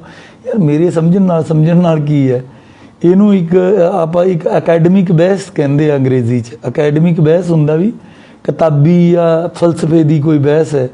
ਜਦੋਂ ਫ੍ਰੀ ਸਮਾਂ ਹੋਊਗਾ ਜਿੰਨੀ ਮਰਜ਼ੀ ਲੰਬੀ ਕਰ ਲਓ, ਇਹਦਾ ਕੋਈ ਅੰਤ ਨਹੀਂ ਹੈਗਾ। ਬਟ ਅਲਟੀਮੇਟਲੀ ਹੁਣ ਜੇ ਕੋਈ ਮੰਨ ਲਓ ਕੋਈ ਬੱਸ ਦਾ ਡਰਾਈਵਰ ਹੈ, ਉਹ ਬੱਸ ਚਲਾ ਰਿਹਾ ਹੈਗਾ, ਸਾਰੀਆਂ 52 ਸਵਾਰੀਆਂ ਬੈਠੀਆਂ, ਕੋਈ ਕਹੇ ਯਾਰ ਸੱਜੇ ਨੂੰ ਮੋੜ ਲੈ, ਕੋਈ ਖੱਬੇ ਨੂੰ ਮੋੜ ਲੈ, ਜਦੋਂ ਉੱਚਾ ਹੋ ਕੇ ਬੈਠੇ ਤਾਂ ਬਹੁਤ ਵਧੀਆ ਗੱਡੀ ਚੱਲੂਗੀ, ਕੋਈ ਕਹੇ ਇਹਨੂੰ ਕਰ ਲੈ ਇਹਨੂੰ ਕਰ ਲੈ। ਫਿਰ ਡਰਾਈਵਰ ਤਾਂ 52 ਬੰਦਿਆਂ ਦੀ ਗੱਲ ਹੀ ਸੁਣਦਾ ਰਹਿ ਜੂਗਾ। ਔਰ ਆਪਣੇ ਜ਼ਿਲ੍ਹੇ 'ਚ ਤਾਂ ਸੁੱਖ ਨਾਲ 40-45 ਲੱਖ ਲੋਕ ਹੈਗੇ ਨੇ। ਸੋ ਕਈ ਵਾਰੀ ਇਹ ਡਰਾਈਵਰ ਦੀ ਸਮਝ 'ਤੇ ਵੀ ਹੁੰਦਾ ਹੈ, ਕੋਈ ਠੀਕ ਵੀ ਹੋ ਸਕਦਾ, ਗਲਤ ਵੀ ਹੋ ਸਕਦਾ। ਔਰ ਮੈਂ ਤਾਂ ਪਹਿਲਾਂ ਹੀ ਮੰਨ ਰਿਹਾ ਵੀ ਇਹ ਕਰਫਿਊ ਵਗੈਰਾ ਇਹ ਕੋਈ ਆਈਡੀਅਲ ਸਥਿਤੀ ਨਹੀਂ ਹੈ। ਸਰਕਾਰ ਤਾਂ ਚਾਹੁੰਦੀ ਸੀ, ਤੁਸੀਂ ਦੱਸੋ ਦੀਵਾਲੀ ਦੁਸਹਿਰੇ 'ਤੇ ਕਿਸੇ ਨੇ ਰੋਕਿਆ, ਨਵੇਂ ਸਾਲ 'ਤੇ ਕਿਸੇ ਨੇ ਰੋਕਿਆ, ਲੋਹੜੀ 'ਤੇ ਕਿਸੇ ਨੇ ਰੋਕਿਆ, ਇਹਨੂੰ ਹੋਲੀ ਤੱਕ ਵੀ ਕਿਸੇ ਨੇ ਕੋਈ ਬਹੁਤਾ ਨਹੀਂ ਕੁਛ ਕਿਹਾ। ਹੁਣ ਜਦੋਂ ਹਾਲਾਤ ਹੀ ਇੱਦਾਂ ਦੇ ਹੋ ਗਏ, ਤੁਹਾਡੀ ਜ਼ਿੰਦਗੀ ਤੁਹਾਡੀ ਕਮਾਈ ਅਤੇ ਆਜੀਵਕਾ ਨਾਲੋਂ ਵੱਧ ਜ਼ਰੂਰੀ ਹੈ। ਫਿਰ ਗਵਰਨਮੈਂਟ ਨੇ ਇਹ ਦੇਖ ਕੇ ਵੀ ਯਾਰ ਲੋਕਡਾਊਨ ਲਾਵਾਂਗੇ, ਜਿਹੜੇ ਸਭ ਤੋਂ ਗਰੀਬ ਬੰਦੇ ਨੇ ਉਹ ਜਮਾਂ ਹੀ ਰਗੜੇ ਜਾਣਗੇ ਵੀ ਆਪਾਂ ਐਂ ਕਰੀਏ ਕੁਛ ਕੁ ਦਿਨ ਦੁਕਾਨਾਂ ਬੰਦ ਕਰ ਲਈਏ। ਸੋ ਮੈਂ ਤਾਂ ਇਹੀ ਕਹਿ ਸਕਦਾ ਹੈਗਾ ਵੀ ਤੁਹਾਡੇ ਕੋਲ ਸਲਾਹਾਂ ਬਹੁਤ ਅੱਛੀਆਂ ਹੋ ਸਕਦੀਆਂ ਨੇ ਔਰ ਬਹੁਤ ਸਾਰੀਆਂ ਉਹਨਾਂ 'ਚ ਲਾਗੂ ਕਰਨ ਯੋਗ ਵੀ ਹੋ ਸਕਦੀਆਂ, ਪਰ 15 ਤਰੀਕ ਐਡੀ ਦੂਰ ਤਾਂ ਨਹੀਂ ਹੈਗੀ ਯਾਰ। ਇਹਨਾਂ ਹਸਪਤਾਲਾਂ ਦੇ ਕਿਸੇ ਬੈੱਡ 'ਤੇ ਪੈਣਾ, ਬਿਮਾਰ ਹੋਣਾ, ਮੰਨੋ ਮੇਰੀ ਗੱਲ, ਮੈਂ ਜਾਣਦਾ ਲੋਕ ਬੜੇ ਔਖੇ ਨੇ, ਬੜੀਆਂ ਮਿੰਨਤਾਂ ਕਰਦੇ ਨੇ, ਜਿਨ੍ਹਾਂ ਦੇ ਪਰਿਵਾਰ ਬਿਮਾਰ ਨੇ। ਇੰਨੇ ਸਵੇਰ ਦੇ ਅਖਬਾਰ ਤੁਸੀਂ ਦੇਖੇ ਹੋਣਗੇ ਹਿੰਦੀ ਪੰਜਾਬੀ ਦੇ ਅੱਜ ਦੇ, ਇਹੋ ਜਿਹੀਆਂ ਤਸਵੀਰਾਂ ਨੇ, ਕਿਸੇ ਦੀ ਮਾਂ ਰੋ ਰਹੀ ਹੈ, ਕਿਸੇ ਦੀ ਭੈਣ ਰੋ ਰਹੀ ਹੈ। ਤਾਂ ਕਿੱਦਾਂ ਦੇ ਯਾਰ, ਕਿੱਦਾਂ ਦੀ ਸਥਿਤੀ 'ਚ ਹੈਗੇ ਨੇ ਲੋਕ। ਇਹ ਤੁਹਾਡੇ ਫਾਇਦੇ ਲਈ ਹੈ, ਕੋਈ ਸਰਕਾਰ ਕੋਈ ਇਹ ਚਾਹੂਗੀ? ਕਈ ਲੋਕ ਇਸ ਗੱਲ 'ਚੋਂ ਬਸ ਆਪਣਾ ਇੱਕ ਬੈਨੀਫਿਟ ਲੈਣ ਲਈ ਧਰਨੇ ਮੁਜ਼ਾਹਰੇ ਵੀ ਇੱਦਾਂ ਇਹ ਹੋ ਗਿਆ, ਕਿਉਂ ਸਰਕਾਰ ਕਰ ਰਹੀ ਹੈ? ਸਰਕਾਰ ਕਿਉਂ ਚਾਹੂਗੀ? ਸਰਕਾਰ ਬਿਲਕੁਲ ਨਹੀਂ ਚਾਹੁੰਦੀ। ਤੁਸੀਂ ਠੀਕ ਹੋ ਜਾਓ, ਰਾਜੀ ਬਾਜੀ ਹੋ ਜਾਓ, ਇੱਕ ਵਾਰੀ ਇਸ ਚੇਨ ਨੂੰ ਤੋੜ ਦਿਓ, ਆਪਾਂ ਸਾਰਾ ਕੁਝ ਠੀਕ ਕਰ ਲਾਂਗੇ। ਅੱਜ ਕੱਲ੍ਹ ਜਿਹੜੇ ਸਵਾਲ ਨੇ ਦੋ ਤਰ੍ਹਾਂ ਦੇ, ਅੱਜ ਮੈਂ 2 ਕੈਟੇਗਰੀਜ਼ ਦੇ ਵਿੱਚ ਵੰਡੂੰਗਾ ਅੱਜ ਦੇ ਸਵਾਲਾਂ ਨੂੰ। ਇੱਕ ਤਾਂ ਉਹ ਹੈ ਜਿਹੜੇ ਲੋਕ ਕਿਸੇ ਨਾ ਕਿਸੇ ਤਰੀਕੇ ਵੈਕਸੀਨ ਲੈਣਾ ਚਾਹੁੰਦੇ ਆ। ਪਹਿਲਾਂ ਦੇਖੋ ਅਸੀਂ ਮਿੰਨਤਾਂ ਕੀਤੀਆਂ, ਦਵਾਈ ਉਦੋਂ ਡੁੱਲ ਰਹੀ ਸੀ, ਰੋਜ਼ ਦੀ ਹਰੇਕ ਹਫ਼ਤੇ ਦੀ ਸਾਡੇ ਕੋਲ ਲੱਖ ਆਉਂਦੀ ਸੀ, ਅਸੀਂ ਹੁਣ ਤੱਕ 5.5 ਲੱਖ ਲਾ ਚੁੱਕੇ ਆ। ਉਦੋਂ ਮੈਂ ਪਿੰਡ ਗਿਆ, ਸਰਪੰਚਾਂ ਕੋਲੇ ਗਿਆ, ਬਲਾਕ ਲੈਵਲ 'ਤੇ ਗਿਆ, ਮਹੱਲੇ ਲੈਵਲ 'ਤੇ ਗਿਆ, ਮਿਸਿਸ ਮਮਤਾ ਆਸ਼ੂ ਇੱਥੋਂ ਦੇ MLAs ਨੇ ਕਿੰਨੀਆਂ ਤੁਹਾਨੂੰ ਐਫਰਟ ਕੀਤੀਆਂ, ਮੇਅਰ ਸਾਹਿਬ ਗਏ, ਸਭ ਨੇ ਤੁਹਾਨੂੰ ਰਿਕੁਐਸਟ ਕੀਤੀ। 5.5 ਲੱਖ ਵੀ ਕੋਈ ਛੋਟਾ ਨੰਬਰ ਨਹੀਂ ਹੈ। 20 ਲੱਖ ਦੀ ਆਬਾਦੀ ਦੇ ਸ਼ਹਿਰ 'ਚ 25% ਤਾਂ ਆਪਾਂ ਲਾ ਹੀ ਲਏ ਟੀਕੇ। ਬਟ ਮੇਰਾ ਮਤਲਬ ਹੈ ਵੀ ਹੁਣ ਸਾਰੇ ਕਹਿ ਰਹੇ ਆ ਵੀ ਸਾਨੂੰ ਵੀ ਫਰੰਟ ਲਾਈਨ ਮੰਨ ਲਓ। ਹੁਣ ਜਿਵੇਂ ਪੈਟਰੋਲ ਪੰਪ ਵਾਲਿਆਂ ਤੋਂ ਲਿਖ ਕੇ ਆਇਆ ਵੀ ਸਾਨੂੰ ਫਰੰਟ ਲਾਈਨ ਮੰਨ ਲਿਓ, ਵਿੱਚ ਇੱਕ ਬੈਂਕ ਵਾਲਿਆਂ ਨੇ, ਪੈਟਰੋਲ ਪੰਪ ਵਾਲਿਆਂ ਦਾ ਤਾਂ ਆਸ਼ੀਸ਼ ਗਰਗ ਨੇ ਕਿਹਾ। ਐਵੇਂ ਜੀ ਕਰੀ ਮੈਂ ਦੇਖ ਰਿਹਾ ਸੀਗਾ ਕਿਤੇ ਨਾ ਕਿਤੇ ਇੱਕ ਬੈਂਕਾਂ ਵਾਲਿਆਂ ਨੇ ਵੀ ਲਿਖ ਕੇ ਦਿੱਤਾ ਹੈਗਾ। ਸੋ ਜਦੋਂ ਮੈਂ ਤਾਂ ਸੋ ਮਚ ਸੋ ਕੇ ਸਾਡੀ ਲੋਕਲ ਐਡਮਿਨਿਸਟ੍ਰੇਸ਼ਨ ਨੇ ਤਾਂ ਇਹ ਕਹਿਤਾ ਸੀਗਾ ਕਿ ਈਵਨ ਕੋਈ ਵੀ ਕਰਮਚਾਰੀ ਹੈਗਾ, ਬਹੁਤ ਸਾਰੀਆਂ ਕੈਟੇਗਰੀਜ਼ ਨੂੰ ਅਸੀਂ 45 ਤੋਂ ਥੱਲੇ ਵੀ ਉਸ ਟਾਈਮ ਕੀਤਾ ਸੀਗਾ। ਬਟ ਹੁਣ ਕਿਉਂਕਿ ਦੇਸ਼ 'ਚ ਸਾਰਿਆਂ ਨੂੰ ਚੇਤਨਾ ਆ ਗਈ, ਹਰ ਕੋਈ ਦਵਾਈ ਲਾਉਣ ਲਈ ਆਤੁਰ ਹੈ, ਥੋੜ੍ਹੀਆਂ ਰਿਸਟ੍ਰਿਕਸ਼ਨਸ ਨੇ, ਲਿਮਿਟਡ ਦਵਾਈ ਆ ਰਹੀ ਹੈ। ਪਲੀਜ਼ ਬੀਅਰ ਵਿਦ ਅਸ, ਤੁਹਾਨੂੰ ਮਤਲਬ ਥੋੜ੍ਹਾ ਜਿਹਾ ਇੰਤਜ਼ਾਰ ਕਰਨਾ ਪੈਣਾ। ਹੁਣ ਬਹੁਤੇ ਸਵਾਲ ਜਿਹੜੇ ਹੈਗੇ ਦੁਕਾਨਾਂ ਦੇ ਖੋਲ੍ਹਣ ਖਾਲਣ 'ਤੇ ਹੈ। ਦੁਕਾਨਾਂ ਦੇ ਖੋਲ੍ਹਣ 'ਤੇ ਦੇਖੋ ਮੈਂ ਇਸੈਂਸ਼ੀਅਲ ਅਤੇ ਨੋਨ ਇਸੈਂਸ਼ੀਅਲ ਦਾ ਫਰਕ ਦੱਸਦਾ। ਇਸੈਂਸ਼ੀਅਲ ਉਹ ਚੀਜ਼ਾਂ ਨੇ ਜਿਨ੍ਹਾਂ ਦੇ ਬਗੈਰ ਜ਼ਿੰਦਗੀ ਨਹੀਂ ਚੱਲਦੀ, ਜਿਹੜੀਆਂ ਫੂਡ ਸਪਲਾਈ ਨਾਲ ਸੰਬੰਧਿਤ ਚੀਜ਼ਾਂ ਨੇ, ਉਹ 5 ਕੈਟੇਗਰੀ 'ਚ ਆਉਂਦੀਆਂ ਨੇ, 4-5 ਕੈਟੇਗਰੀ 'ਚ। ਇੱਕ ਤਾਂ ਉਹ ਹੈ ਜਿਵੇਂ ਅਨਾਜ ਨੇ, ਦੂਜਾ ਦਾਲਾਂ ਇਸ 'ਚ ਆਉਂਦੀਆਂ ਨੇ, ਤੀਜਾ ਖੰਡ ਇਸ 'ਚ ਆਉਂਦੀ ਹੈ, ਚੌਥਾ ਇਸ 'ਚ ਆਉਂਦੇ ਆਇਲਸ। ਮਤਲਬ ਇਹ ਉਹ ਚੀਜ਼ਾਂ ਨੇ ਜਿਹਦੇ ਨਾਲ ਤੁਹਾਡੀ ਰਸੋਈ ਚੱਲਦੀ ਹੈ। ਫਿਰ ਉਸ ਤੋਂ ਬਾਅਦ ਰਸੋਈ 'ਚ ਜਿਹੜਾ ਫਿਊਲ ਲੱਗਦਾ LPG ਹੈ, ਜਾਂ ਜਿਹੜੇ ਨਾਲ ਤੁਹਾਡੀ ਐਂਬੂਲੈਂਸ ਹੀ ਚੱਲਦੀ ਹੈ ਤੇਲ। ਇਹ 4-5 ਚੀਜ਼ਾਂ ਕੋਰ ਇਸੈਂਸ਼ੀਅਲ ਸਪਲਾਈ 'ਚ ਆਉਂਦੀਆਂ ਨੇ। ਔਰ ਇਹਦਾ ਮੋਟਾ ਅਸੂਲ ਇਹ ਹੈ ਵੀ ਜਿਹੜਾ ਇਸੈਂਸ਼ੀਅਲ ਕਮੋਡਿਟੀਜ਼ ਐਕਟ, ਜੇ ਤੁਹਾਨੂੰ ਯਾਦ ਹੋਵੇ ਤਾਂ ਫੂਡ ਸਪਲਾਈ ਮਹਿਕਮਾ ਉਹਨੂੰ ਡੀਲ ਕਰਦਾ ਸੀ। तो ਜਿਹੜੀਆਂ ਜਿਹੜੀਆਂ ਚੀਜ਼ਾਂ ਨੂੰ ਫੂਡ ਸਪਲਾਈ ਮਹਿਕਮਾ ਡੀਲ ਕਰਦਾ ਉਹ ਐਸੈਂਸ਼ੀਅਲ 'ਚ ਆ ਜਾਂਦੇ ਨੇ। ਪਰ ਅੱਜ ਕੱਲ੍ਹ ਆਪਣੀਆਂ ਲੋੜਾਂ ਇੰਨੀਆਂ ਵੱਧ ਗਈਆਂ, ਹੁਣ ਕੋਈ ਬੰਦਾ ਕਹਿੰਦਾ ਵੀ ਮੋਬਾਈਲ ਵੀ ਐਸੈਂਸ਼ੀਅਲ ਹੈ। ਇਹ ਤਾਂ ਮੈਂ ਦੱਸਤਾ ਵੀ ਕੋਰ ਡੈਫੀਨੇਸ਼ਨ ਕੀ ਹੈ ਐਸੈਂਸ਼ੀਅਲ ਦੀ। ਹੁਣ ਕਿਸੇ ਨੂੰ ਮੋਬਾਈਲ ਵੀ ਐਸੈਂਸ਼ੀਅਲ ਲੱਗ ਸਕਦਾ, ਕਿਸੇ ਨੂੰ ਲੈਪਟਾਪ ਵੀ ਲੱਗ ਸਕਦਾ। ਇੱਕ ਸੱਜਣ ਨੇ ਮੈਨੂੰ ਕੀਤਾ ਕਿ ਮੈਂ ਆਪਣਾ PhD ਦਾ ਥੀਸਿਸ ਦੇਣਾ ਹੈਗਾ, ਤਾਂ ਉਹਨੂੰ ਮਤਲਬ ਫੋਟੋ ਸਟੇਟ ਵੀ ਐਸੈਂਸ਼ੀਅਲ 'ਚ ਆਉਣਾ ਚਾਹੀਦਾ ਹੈਗਾ। ਜਾਂ ਕਿਸਾਨ ਵੀਰਾਂ ਦਾ ਇਹ ਗਵਰਨਮੈਂਟ ਤੱਕ ਗਿਆ ਵੀ ਅਸੀਂ ਸਪਰੇਅ ਕਰਨੇ ਹੁੰਦੇ ਆ, ਸਾਨੂੰ ਪੈਸਟੀਸਾਈਡ ਚਾਹੀਦੇ ਹੁੰਦੇ ਆ। ਜਾਂ ਕੋਈ ਕੁਛ ਆਪਣੇ ਵਪਾਰੀ ਵੀਰਾਂ ਨੇ ਕਿਹਾ ਕਿ ਕੋਈ ਹਾਰਡਵੇਅਰ ਤੋਂ ਸਮਾਨ, ਕੁਛ ਰਿਪੇਅਰ ਦਾ, ਕੋਈ ਸਪੇਅਰ ਦਾ ਸਮਾਨ ਚਾਹੀਦਾ ਹੁੰਦਾ। ਚਲੋ ਜਿਵੇਂ ਸਮਾਜ ਬਦਲਦਾ ਹੈ ਤਾਂ ਉਹ ਲੋੜਾਂ ਵੀ ਬਦਲਦੀਆਂ ਨੇ। ਤਾਂ ਕੱਲ੍ਹ ਸ਼ਾਮ ਨੂੰ ਇੱਕ ਗਵਰਨਮੈਂਟ ਦਾ ਆਰਡਰ ਆਇਆ, ਮੈਂ ਤੁਹਾਨੂੰ ਦੱਸ ਦਿੰਦਾ। ਉਹਨਾਂ ਨੇ ਕਿਹਾ ਕਿ shops selling fertiliser, seed, insecticide, pesticide, agriculture machinery, agriculture horticulture implements. ਇਹਦਾ ਮਤਲਬ ਹੈ ਕਿ ਖੇਤੀ ਦੇ ਸੰਦ ਸੰਦੇੜੇ, ਕਿਉਂਕਿ ਹੁਣ ਅੱਗੇ ਰਬੀ ਦੀ ਫਸਲ ਕੱਟ ਗਈ, ਖਰੀਫ ਦੀ ਲੱਗਣੀ ਹੈ, ਅਤੇ ਇਨਸੈਕਟੀਸਾਈਡ, ਪੈਸਟੀਸਾਈਡ, ਛਿੜਕ ਵਾਲੀਆਂ ਦਵਾਈਆਂ ਅਤੇ ਖਾਦ ਵਗੈਰਾ, ਇਹ ਅਸੀਂ ਅੱਜ ਆਰਡਰ ਜਾਰੀ ਕਰ ਦਾਂਗੇ। ਦੂਜਾ ਕਿਰਾਨਾ ਅਤੇ ਗਰੋਸਰੀ, ਇਹ ਮੈਂ ਤੁਹਾਨੂੰ ਪਹਿਲਾਂ ਹੀ ਦੱਸਿਆ, ਇਹ ਤਾਂ ਐਸੈਂਸ਼ੀਅਲ 'ਚ ਆਈ ਹੈ, ਪਹਿਲੇ ਦਿਨ ਹੀ ਮੈਂ ਤਾਂ ਆਰਡਰ 'ਚ ਪਾਤਾ ਸੀਗਾ। ਫਿਰ ਉਸ ਤੋਂ ਸੀਗਾ ਇੰਡਸਟਰੀਅਲ ਮਟੀਰੀਅਲ, ਜਿਹੜੇ ਹੈਗੇ ਆ ਹਾਰਡਵੇਅਰ ਦੀਆਂ ਆਈਟਮਸ ਨੇ, ਜਿਸ 'ਚ ਟੂਲਸ ਵੀ ਨੇ, ਮੋਟਰਸ ਵੀ ਨੇ, ਪਾਈਪਸ ਨੇ ਔਰ ਇੰਡਸਟਰੀਅਲ ਮਟੀਰੀਅਲ ਨੇ। ਔਰ ਇੱਕ ਇਹਨਾਂ ਨੇ ਇਹ ਕਿਹਾ ਹੈਗਾ ਕਿ ਜੇ ਕੋਈ 9 ਤੋਂ 6 ਤਾਂ ਅਸੀਂ ਅਲਾਓ ਕਰਦੇ ਹੀ ਹਾਂ ਬਿਨਾਂ ਕਿਸੇ ਪਾਸ ਦੇ। 9 ਤੋਂ 6 ਤਾਂ ਕੋਈ ਕਰਫਿਊ ਹੁੰਦਾ ਹੀ ਨਹੀਂ। ਕਰਫਿਊ ਹੁੰਦਾ ਰਾਤ ਦੇ 6 ਤੋਂ ਸਵੇਰ ਦੇ 9 ਵਜੇ ਤੱਕ। ਹੁਣ ਇਹ ਕਰਤਾ ਕਿ ਕਰਫਿਊ ਦੇ ਦੌਰਾਨ ਜੇ ਕੋਈ ਪੈਦਲ ਜਾਂ ਬਾਈਸਾਈਕਲ 'ਤੇ, ਮਤਲਬ ਸਾਈਕਲ 'ਤੇ ਅਗਰ ਕੋਈ ਜਾਂਦਾ, ਜਿਵੇਂ ਕੋਈ ਮਿਹਨਤ ਮਜ਼ਦੂਰੀ ਕਰਨ ਜਾਂਦਾ, ਕੋਈ ਕੰਮ ਕਰਨ ਜਾਂਦਾ, ਉਹਨੂੰ ਕੋਈ ਪਾਸ ਦੀ ਲੋੜ ਨਹੀਂ ਹੈ। ਪਰ ਜਿਹੜੇ ਬੰਦੇ ਇਹ ਸ਼ਾਮ ਦੇ 6 ਤੋਂ ਸਵੇਰ ਦੇ 9 ਵਜੇ ਤੱਕ ਜਾਣਗੇ, ਉਹ ਕੋਈ ਵੀ ਉਹਨਾਂ ਕੋਲ ਮੋਟਰਾਈਜ਼ਡ ਵਹੀਕਲ ਹੋਵੇ, ਮੋਟਰਸਾਈਕਲ ਹੋਵੇ, ਕਾਰ ਹੋਵੇ, ਕੁਛ ਵੀ ਚੀਜ਼ ਹੋਵੇ, ਤਾਂ ਉਹਨਾਂ ਨੂੰ ਆਪਣਾ ਕਾਰਡ ਜਿਹੜਾ ਹੈਗਾ, ਉਹਨਾਂ ਨੂੰ ਆਪਣਾ ਪਾਸ ਬਣਾਉਣਾ ਪੈਣਾ। ਇਹ ਬਣਨਾ ਹੈ paas.pais.net.in ਤੋਂ। ਇਹ ਔਨਲਾਈਨ ਤੁਸੀਂ ਅਪਲਾਈ ਕਰਨਾ, ਆਪਣੇ ਡਾਕੂਮੈਂਟ ਅਪਲੋਡ ਕਰ ਦੇਣੇ ਵੀ ਕੀ ਤੁਹਾਨੂੰ ਲੋੜ ਹੈ। ਪੁਲਿਸ ਦੇ ਕੁਛ ਅਧਿਕਾਰੀਆਂ ਨੂੰ, ਕੁਛ SDMs ਨੂੰ ਜਾਂ ਕੁਛ DC ਆਫਿਸ ਦੇ ਕੁਛ ਕਰਮਚਾਰੀਆਂ ਨੂੰ। ਪਰ ਮੈਂ ਤੁਹਾਨੂੰ ਸ਼ੇਅਰ ਕਰਾਂ, ਅੱਜ ਇਕੱਲੇ ਲੁਧਿਆਣੇ 'ਚ 3854 ਪਾਸ ਬਣੇ ਆ। ਮਰਜ਼ੀ ਤਾਂ ਦੇਖੋ ਆਪਣੀ ਹੈ, ਹੋ ਸਕਦਾ ਕਿਸੇ ਨੂੰ ਬਹੁਤ ਜ਼ਰੂਰੀ ਕੰਮ ਹੋਵੇ ਵੀ ਆਪਾਂ ਕਰਫਿਊ ਤੁਹਾਡੇ ਫਾਇਦੇ ਲਈ ਲਾਇਆ। ਮੈਂ ਆਕਸੀਜਨ ਦੀ ਗੱਲ ਤੋਂ ਸਭ ਤੋਂ ਪਹਿਲਾਂ ਸ਼ੁਰੂ ਕੀਤਾ ਸੀ। ਅਗਰ ਕੋਈ ਬਿਮਾਰ ਹੋ ਜਾਏ ਤਾਂ ਵੀ ਉਹ ਹਸਪਤਾਲ 'ਚ ਰਹਿ ਕੇ ਵੀ ਇਹ ਨਹੀਂ ਪਤਾ ਵੀ ਕਿੰਨੇ ਘੰਟੇ ਦੀ ਆਕਸੀਜਨ ਹੈ। ਦਿੱਲੀ ਦਾ ਹਾਲ ਤੁਸੀਂ ਦੇਖ ਹੀ ਲਿਆ, ਵੱਡੇ ਸ਼ਹਿਰਾਂ ਦਾ ਵੀ ਦੇਖ ਲਿਆ, ਹੋਰ ਵੱਡਿਆਂ ਦਾ, ਦੂਜੇ ਦੇਸ਼ਾਂ ਦਾ ਵੀ ਦੇਖ ਲਿਆ। ਸੋ ਇਹ ਹੈਗਾ। ਕੁਛ ਲੋਕਾਂ ਦਾ ਇਤਰਾਜ਼ ਇਹ ਵੀ ਹੈ ਕਿ ਵੀ ਜਿਹੜੇ ਠੇਕੇ ਆ ਉਹ ਐਸੈਂਸ਼ੀਅਲ ਦੇ ਵਿੱਚ ਕਿਉਂ ਅਪਲਾਈ ਕੀਤੇ ਆ। ਦੇਖੋ ਆਪਾਂ ਸਿਟੀਜ਼ਨਸ ਹੈਗੇ ਆ, ਐਕਸਾਈਜ਼ ਪਾਲਿਸੀ ਦੇ ਤਹਿਤ ਇਹ ਪੂਰੇ ਸਾਲ ਲਈ ਜਿਹੜੀ ਇਹਨਾਂ ਦੀ ਆਕਸ਼ਨ ਹੋ ਕੇ ਗਵਰਨਮੈਂਟ ਦੀਆਂ ਕੁਝ ਪਾਲਿਸੀਜ਼ ਨੇ, ਉਹਨਾਂ ਦੇ ਤਹਿਤ ਨੰਬਰ ਆਫ ਡੇਜ਼ ਜਿਹੜੇ ਇਹਦੇ ਆਫ ਦੇਣੇ ਹੁੰਦੇ ਨੇ, ਉਹਦੀ ਇੱਕ ਲਿਮਿਟ ਹੈਗੀ ਆ। ਸ਼ਾਇਦ ਉਹ ਐਕਸਾਈਜ਼ ਪਾਲਿਸੀ ਦੀ ਮਜਬੂਰੀ ਰਹੀ ਹੋਣੀ ਹੈ, ਬਟ ਜੋ ਵੀ ਗਵਰਨਮੈਂਟ ਦੀ ਪਾਲਿਸੀ ਹੈ ਉਹ ਤੁਹਾਡੇ ਸਾਹਮਣੇ ਹੈਗੀ ਆ। ਔਰ ਦੂਜਾ ਮੈਂ 1 ਬਾਈ 1 ਅਗਰ ਲਵਾਂ ਤਾਂ ਇਹ ਵਰਿੰਦਰ ਸਿੰਘ ਜੀ ਦਾ ਇੱਕ ਸਵਾਲ ਹੈ। ਉਹਨਾਂ ਦਾ ਇਹ ਕਹਿਣਾ ਕਿ 40% ਲੋਕ ਤਾਂ ਜੀ ਸੜਕਾਂ 'ਤੇ ਤੁਰੇ ਫਿਰਦੇ ਆ, ਵੀ ਇਹਦੇ ਨਾਲ ਕੋਈ ਗੱਲ। ਵਰਿੰਦਰ ਜੀ, ਮੈਂ ਤੁਹਾਡੇ ਨਾਲ ਸਹਿਮਤ ਹੈਗਾ। ਮਤਲਬ ਗਵਰਨਮੈਂਟ ਨੇ ਤਾਂ ਆਪਣਾ ਰੈਵਨਿਊ ਛੱਡ ਕੇ ਜਿਹੜਾ ਹੈਗਾ ਇਹ ਸ਼ਾਪਸ ਨੂੰ ਬੰਦ ਕਰਨ ਦਾ ਕੀਤਾ, ਲੋਕਾਂ ਦੀ ਸਹੂਲਤ ਲਈ ਕੀਤਾ। ਲੋਕਾਂ ਨੂੰ ਮੇਰੀ ਬੇਨਤੀ ਹੈ ਕਿ ਗੈਰ ਜ਼ਰੂਰੀ ਕੰਮਾਂ ਲਈ ਨਾ ਨਿਕਲਣ। ਬਾਕੀ ਹੁਣ ਇਹ ਪਾਸ ਵਾਲੀ ਗੱਲ ਹੋ ਗਈ ਤਾਂ ਮੈਨੂੰ ਲੱਗਦਾ ਹੋਰ ਲੋਕ ਘਟਣਗੇ। ਇੱਕ ਸੁਖਮੀਤ ਸਿੰਘ ਪਟੇਜਾ ਜੀ ਨੇ ਕਿਹਾ ਕਿ ਬੈਂਕਾਂ ਦੇ ਬਾਹਰ ਲਾਈਨ ਲੱਗੀ ਹੈ। ਇਹ ਮੈਂ ਜ਼ਰੂਰ ਜਿਹੜੇ ਸਾਡੇ ਲੀਡ ਬੈਂਕ ਮੈਨੇਜਰ ਨੇ ਉਹਨਾਂ ਨਾਲ ਗੱਲ ਕਰੂੰਗਾ, CP ਸਾਹਿਬ ਨੂੰ ਵੀ ਰਿਕੁਐਸਟ ਕਰੂੰਗਾ। ਫਿਰੋਜ਼ ਆਲਮ ਜੀ ਨੇ ਰਿਕੁਐਸਟ ਕੀਤੀ ਹੈ ਕਿ ਔਡ ਈਵਨ ਕਰੋ। ਫਿਰੋਜ਼ ਜੀ, ਮੈਂ ਤੁਹਾਨੂੰ ਦੱਸਿਆ ਵੀ ਤੁਹਾਡੀ ਸਲਾਹ ਚੰਗੀ ਹੈ, ਬਹੁਤ ਸਲਾਹਾਂ ਚੰਗੀਆਂ ਹੋ ਸਕਦੀਆਂ ਨੇ, ਬਟ ਜਦੋਂ ਆਪਾਂ ਡਰਾਈਵਰ ਸੀਟ 'ਚ ਇੱਕ ਵਾਰੀ ਬਿਠਾ ਦਿੰਦੇ ਹਾਂ, ਮਤਲਬ ਜਿਹੜੀ ਗਵਰਨਮੈਂਟ ਹੈਗੀ ਹੈ ਉਹਨਾਂ ਦੇ ਜੋ ਫੈਸਲੇ ਨੇ, ਸਮਬਡੀ ਹੈਜ਼ ਟੂ ਡਿਸਾਈਡ। ਤੋ ਇਸ ਕਰਕੇ ਆਪਾਂ ਨੂੰ ਜੋ ਫਾਰਮੂਲਾ ਆਇਆ ਹੈਗਾ ਉਹਨੂੰ ਆਪਾਂ ਲਾਗੂ ਕਰੀਏ ਚੰਗੀ ਤਰ੍ਹਾਂ। 2 ਹਫ਼ਤਿਆਂ ਦੀ ਗੱਲ ਹੈ, ਇਦੋਂ ਜ਼ਿਆਦਾ ਲੰਬੀ ਚੌੜੀ ਹੈ ਨਹੀਂ। ਕਿਤੇ ਵੀ ਆ ਜੇ 2-3 ਹਫ਼ਤਿਆਂ 'ਚ ਇਹਨੇ ਕਰਵਨੇ ਥੱਲੇ ਆ ਜਾਣਾ ਹੁੰਦਾ। ਵੀਕਐਂਡ ਦਾ ਆਪਣਾ ਕਰਫਿਊ ਹੋਏ ਅਤੇ ਰੋਜ਼ ਦਾ ਰਾਤ ਦਾ ਜੇ ਆਪਾਂ ਚੰਗੀ ਤਰ੍ਹਾਂ ਕਰੀਏ ਤਾਂ ਆਪਾਂ ਨੂੰ ਐਡੀ ਲੋੜ ਹੀ ਨਹੀਂ ਇਸ 'ਚ। ਸਤਿੰਦਰ ਸਹਿਗਲ ਜੀ ਕਹਿੰਦੇ ਆ ਕਿ ਪੂਰੀ ਸਖਤੀ ਫੁੱਲ ਕਰ ਦਿਓ ਜੀ, ਫੁੱਲ ਲੋਕਡਾਊਨ ਲਾ ਦਿਓ। ਸਤਿੰਦਰ ਸਹਿਗਲ ਸਾਹਿਬ, ਇਹਦੀਆਂ ਕੁਛ ਆ ਗਈਆਂ ਸਮੱਸਿਆਵਾਂ ਨੇ। ਜਿਹੜੀ ਸਾਡੀ ਬਾਹਰੋਂ ਮਾਈਗ੍ਰੇਸ਼ਨ ਕਰਕੇ ਜਿਹੜੇ ਵਰਕਰਸ ਵਗੈਰਾ ਆਉਂਦੇ ਨੇ, ਪਿਛਲੀ ਵਾਰ ਆਪਾਂ ਦੇਖਿਆ ਕਿ ਜਦੋਂ ਫੁੱਲ ਲੋਕਡਾਊਨ ਲੱਗਦਾ, ਸਰਕਾਰ ਦੀ ਇੱਕ ਮਜਬੂਰੀ ਹੈ ਕਿ ਮੈਨੂਫੈਕਚਰਿੰਗ ਇੰਡਸਟਰੀ ਜਦੋਂ ਬੰਦ ਹੁੰਦੀ ਹੈ ਤਾਂ ਇਹ ਸੜਕਾਂ 'ਤੇ ਚਾਲੇ ਪਾ ਦਿੰਦੇ ਆ, ਉਹਦੇ ਨਾਲ ਬਿਮਾਰੀ ਵੀ ਫੈਲਦੀ ਹੈ ਔਰ ਕੰਮ ਬਹੁਤ ਜ਼ਿਆਦਾ ਵੱਧਦਾ। ਸੋ ਇਹੀ ਹੈ ਵੀ ਜਿਹੜੇ ਬੰਦੇ ਐਟਲੀਸਟ ਘਰੇ ਬੈਠ ਸਕਦੇ ਨੇ ਕੁਛ ਦਿਨਾਂ ਲਈ ਬਹਿ ਜਾਣ। ਮੁੜ ਕੇ ਤਾਂ ਯਾਰ ਪਿਛਲੇ 6 ਮਹੀਨੇ ਵੀ ਬਿਜ਼ਨਸ ਵਧੀਆ ਚੱਲਿਆ। ਆਫਟਰ ਦੀਵਾਲੀ ਵੀ ਮੈਨੂੰ ਲੋਕ ਦੱਸ ਕੇ ਗਏ ਨੇ ਕਿ ਜਿੰਨਾ ਕੁ ਡਾਊਨ ਗਿਆ ਸੀ ਡਿਊਰਿੰਗ ਕੋਵਿਡ, ਸਰਦੀ ਦੇ ਦੌਰਾਨ ਵੀ ਹੌਜ਼ਰੀ ਦੀ ਡਿਮਾਂਡ ਵੀ ਅੱਛੀ ਆਈ ਹੈ, ਸਾਈਕਲ ਦੀ ਡਿਮਾਂਡ ਵੀ ਅੱਛੀ ਆਈ ਹੈ, ਸਪੇਅਰ ਪਾਰਟਸ ਦੀ ਡਿਮਾਂਡ ਵੀ ਅੱਛੀ ਆਈ ਹੈ। ਲੈਟਸ ਬੀ ਓਨੈਸਟ ਵਿਦ ਆਰਸੈਲਸ, ਕਿਉਂਕਿ ਇਹ ਸਾਰੇ ਫਿਗਰ ਦਾ ਡਾਟਾ, ਟੈਕਸਿਸ ਦਾ, ਵਪਾਰੀਆਂ ਨਾਲ ਮੇਲ ਮੁਲਾਕਾਤ, ਵਪਾਰ ਬਾਰੇ ਸਾਰੀ ਗੱਲ ਇਹ ਆਉਂਦੀ ਤਾਂ ਰਹਿੰਦੀ ਹੈਗੀ ਹੈ। No doubt it's not very ideal situation, ਮਤਲਬ ਵਪਾਰ ਨੂੰ ਬੰਦ ਕਰਨਾ ਇਹ ਬਹੁਤ ਅੱਛੀ ਗੱਲ ਨਹੀਂ ਹੈ। ਬਟ ਜਿੱਥੇ ਇਕੋਨਮੀ ਅਤੇ ਲੋਕਾਂ ਦੀ ਜਾਨ ਦੀ ਗੱਲ ਆ ਜਾਏ ਤਾਂ ਮੈਨੂੰ ਲੱਗਦਾ ਲੋਕਾਂ ਦੀ ਜਾਨ ਨੂੰ ਤਰਜੀਹ ਦੇਣੀ ਚਾਹੀਦੀ ਹੈ। ਆਸ਼ੀਸ਼ ਜਨੇਜਾ ਜੀ ਦਾ ਇਹ ਕਹਿਣਾ ਹੈਗਾ ਕਿ ਗਰੋਸਰੀ ਡਿਪਾਰਟਮੈਂਟ ਨੇ, ਗਰੋਸਰੀ ਤਾਂ ਮੈਂ ਕਹਿ ਹੀ ਦਿੱਤਾ ਜੀ, ਗਰੋਸਰੀ ਅਤੇ ਮਿਲਕ ਦੀਆਂ ਸ਼ਾਪਸ ਤਾਂ ਖੁੱਲ੍ਹੀਆਂ ਰਹਿ ਸਕਦੀਆਂ ਨੇ 9 ਤੋਂ 5।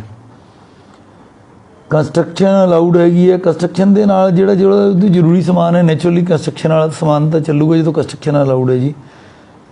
ਹੈਰੀ ਗਰਗ ਵੀ ਇਹੀ ਕਹਿੰਦੇ ਆ, ਹੈਰੀ ਗਰਗ ਜੀ ਕਹਿੰਦੇ ਆ ਕਿ ਵੀ ਬਾਹਰ ਲੋਕ ਘੁੰਮ ਰਹੇ ਆ ਜੀ। ਠੀਕ ਆ, ਆਪਾਂ ਸਮਝਾਈਏ ਜੀ, ਪੁਲਿਸ ਵੀ ਸਮਝਾ ਰਹੀ ਹੈ, ਮੈਂ ਵੀ ਕੋਸ਼ਿਸ਼ ਕਰੂੰਗਾ ਕਿ ਨਾ ਘੁੰਮਣ ਜੀ।